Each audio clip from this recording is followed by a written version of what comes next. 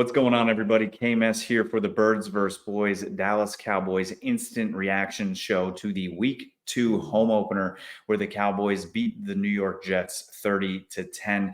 Thank you for watching here on our YouTube page. If it is your first time coming, thank you very much. Make sure you head back to the homepage and smash that subscribe button.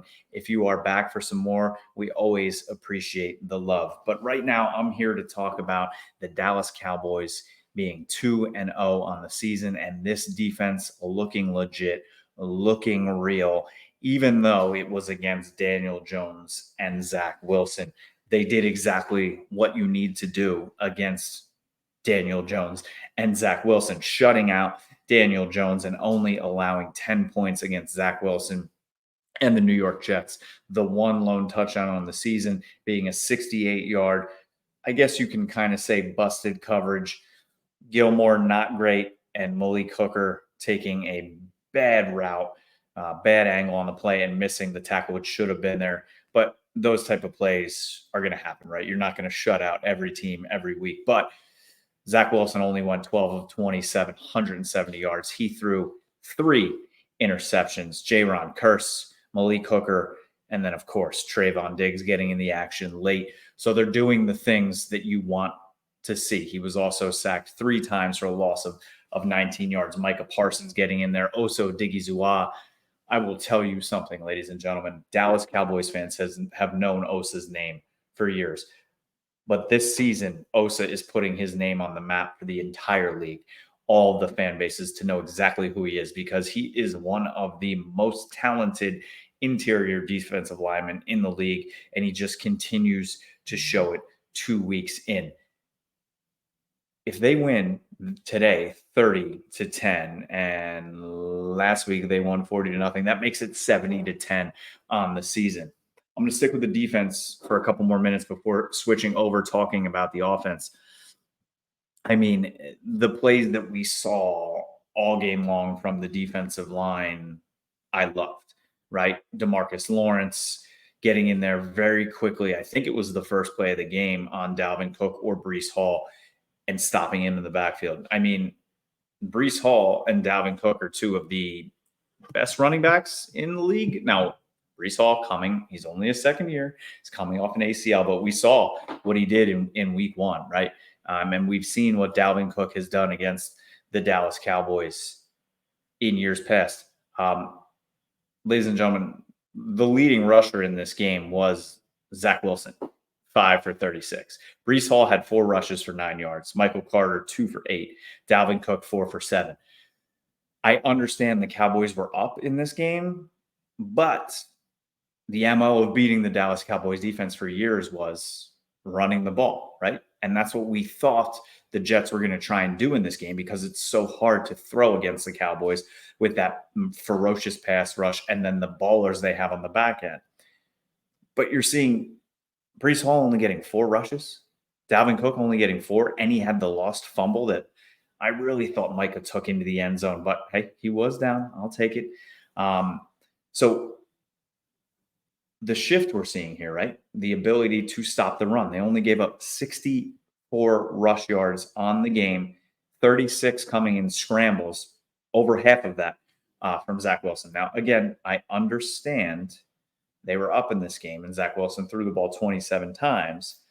But even in the beginning of the game, when it wasn't out of hand yet, there were not a lot of attempts to rush against this defense. And when they did attempt, it was being shut down. So the defense for the Dallas Cowboys, another a tip of the cap, right?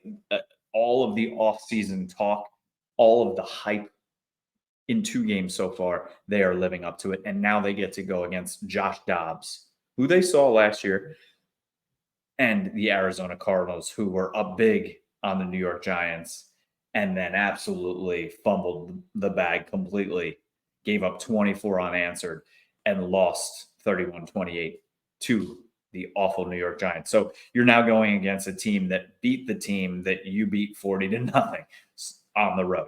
So the defense is getting ready to feast once again. Micah Parsons, again, it's funny because you look at his stat line, 4 total tackles, 4 solo, 2 sacks, 3 tackled for loss, and he had that fumble recovery. Great game. But you could say even that stat line does not show the impact that he truly had on this game and has every game. He has completely changed the player that he is. And how scary is that? Because he could have won defensive MVP last year and he's only gotten better, which is just unbelievable. So another tip of my cap to Micah Parsons. Stephon Gilmore led the team in tackles. Jaron Curse with that amazing interception that, again, Micah Parsons forced. And if you were paying attention, Micah forced him out to the sideline, which caused the interception. It was almost the exact play last week when Micah Parsons forced Daniel Jones to the sideline. He made an errant throw, and Stephon Gilmore had the interception. So it was just beautiful plays all around. Leighton Vander Esch played a great game. Marquise Bell played a great game. I loved seeing Jordan Lewis get into the ball game, making a pass breakup early in this game. And I mean, Garrett Wilson's no joke. Alan Lazard can make plays in this league, and the back end again caused havoc with 3 interceptions, only letting 170 yards. So tip of the cap to the defense, doing exactly what they should do against this team and only holding them to 10 points at home. Now, I switched to the offense. I loved what I saw for the most part for the offense today. The play calling from Mike McCarthy. This is the first time this season you got to see what this offense is really going to look like because they weren't playing that big up and they weren't playing in a monsoon. I'm loving what I'm seeing so far from Mike McCarthy calling the plays. The rhythm of it, Tony Romo talked a lot about it on the broadcast, how quick the play gets in, how quick the offense gets in and out of the huddle. I think that's really helping them out. The rhythm is so much improved for Dak Prescott. He went 12 for 12 to start this game, his career best. He was looking for his playmakers early and often, right? And that's another thing that I love about this McCarthy offense. He's getting the ball to CD. He's getting the ball to Pollard. He's sprinkling Rico Dowdle, getting some packages for Deuce Vaughn in there, and getting Kavontae Turpin involved as well. So I'm loving what I'm seeing. Dak going 31 of 38, 255, no interceptions for the second straight week, and 2 touchdowns. And we saw what he did on the ground. I think he had 16 yards rushing, but he extended the plays, got a first down. Loved what I saw from him. Tony Pollard, 25 carries in this game. It's a lot, right? People were saying, he's going to get 15 to 18 touches. He had 25 carries and 7 catches, 72 yards on the ground, 37 through the air. No rushing touchdowns today. It is amazing that they only scored 2 touchdowns, right? And 2 from the tight ends. Luke Schoonmaker, rookie, getting his first, and Ferguson bouncing back from a rough week last week. He had 3 catches, only 11 yards, but he did have that touchdown. 255 yards, like I said, in the air. 11 catches for 143 yards, 13 yards average a catch for CeeDee Lamb. And this just continues to show why CeeDee Lamb is a true wide receiver number 1 and an all-pro. I'm sick of the comparisons to other players and saying that he's not a true number 1, even comparisons within our own division that he doesn't match up with A.J. Brown. He doesn't match up with Devontae Smith or Terry McLaurin. Enough of that nonsense. CeeDee Lamb is the true him, as the young kids say. He is a bona fide superstar wide receiver number 1. He makes tough contested catches. He gets open. He's got speed. He's got wiggle. He can do it all. CeeDee Lamb making his mark once again, why he is a superstar, why the Dallas Cowboys are going to pay him big money against a vaunted Jets defense, Jets secondary, Sauce Gardner, and all the others in the backfield. One of the only things that I was a little concerned about, where's 13, right? Where's Michael Gallup? 1 catch, 3 yards. We even saw Jalen Tolbert get a little more involved, 3 catches for 18 yards. Jalen Tolbert, Rico Dowdle, 1 catch, 17. Even Deuce Vaughn had 3 catches for 16. What's going on with Michael Gallup? And now I said earlier that Mike McCarthy's getting his playmakers involved, right? I mean, CeeDee Lamb had 11 catches. He had basically almost half the catches of Dak's completions. But Brandon Cook's out. Michael Gallup's supposed to be your number 2. He should have more than 1 catch for 3 yards. That's a little concerning to me. That shows that this team does need Brandon Cooks, that Brandon Cooks is their number 2 wide receiver. They got it done without him. Hopefully the mild MCL sprain heals and he will be back next week. But getting the job done, winning the game 30-10, I'm now glad that they sat him. Hopefully get him fully healthy. I was a little worried leading into this game not having Brandon Cooks, but hey, I will take it. I have to also tip my cap to Tyler Biotish. Second week in a row, he has fallen on the football for a fumble recovery. Last week against the Giants, when Pollard fumbled, he was right there to jump on it. And in this game, when CeeDee Lamb went down the field with an amazing catch and run on the slant, fumbled it like 35 yards down the field, and there was your center sprinting down the field to be right there to fall on the fumble. Hustle plays. Those are the type of things that you love to see out of your center. Couple concerning things. We saw a few injuries again.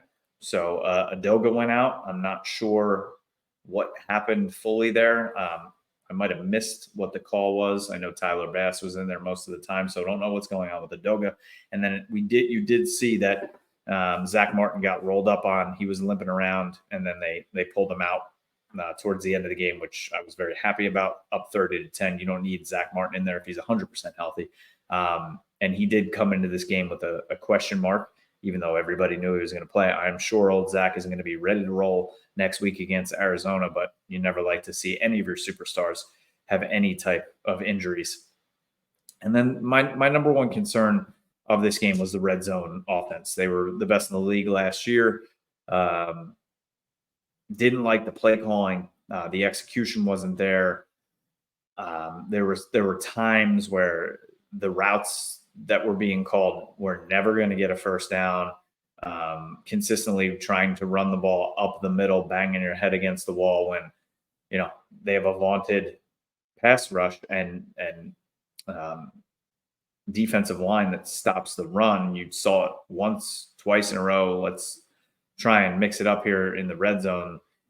In a game where you won 30-10, your kicker, Brandon Aubrey, which I loved to see, went 5 for 5 on field goals, 1 for 1 on the extra point because they went for a 2-point conversion when they got the penalty on the one. I wanted to see more touchdowns in this game out of the offense. There were a few penalties that hurt them in the red zone, but I got to see more out of the red zone offense. So that's my only qualm. But hey, Cowboys are 2-0. They beat both New York teams. Sorry about it, New York. 70-10, and now they get to play Arizona, who is just trying to lose every game, it appears, to get that number 1 pick. They were up big, and it seemed like the GM made a phone call down there and be like, enough, no wins. So hopefully they can keep this bus rolling until they start to get into the meat of the schedule when they play the 49ers and the Chargers back-to-back weeks, which is going to be tough on the road both weeks, and then they get into the Eagles and others. So they need to win these games up front, continue to gel as a team. But I mean, I'm loving the swagger of this team. I'm loving the attitude. I'm loving how they're flying around. They got speed on defense. They got speed on offense. I mean, Pollard, just very fast. Rico Dowdle, very fast, right? CeeDee Lamb looks fast. Deuce Vaughn looks fast. He's got to get his feet under him a little bit more, but that one catch and run first down where he flipped over, that's the guy that we all are excited to see. So very excited, very happy. 2-0, keep pace with the Eagles in the division. So we are on to Arizona. But thank you for watching.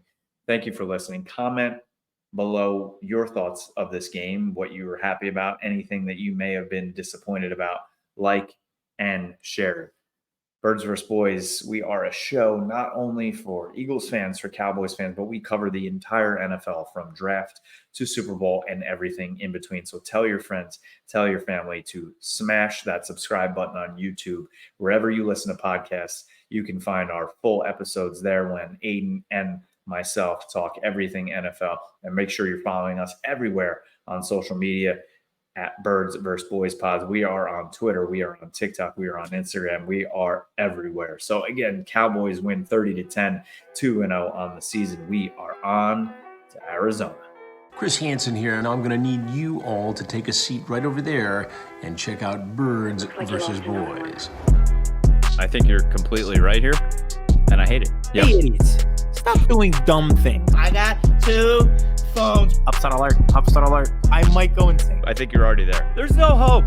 Hope is gone. If this was an AFC North podcast, we'd be done in 15 minutes. Bob Hope. I'm going to drink bleach. That is the team you promised me you were going to be this year. This is the Consciously Hopeful podcast. I'll be watching.